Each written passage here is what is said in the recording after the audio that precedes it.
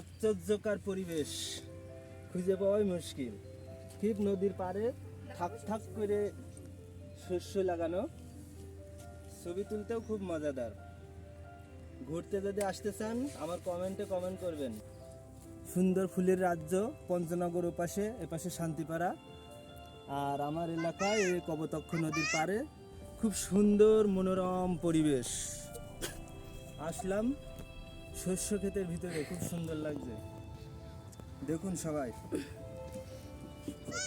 শীতের সকাল, শুভেচ্ছান্তে সকলকে আন্তরিকতার সাথে বলছি, please like, share, comment and follow দিয়ে আমাকে সাপোর্ট করুন।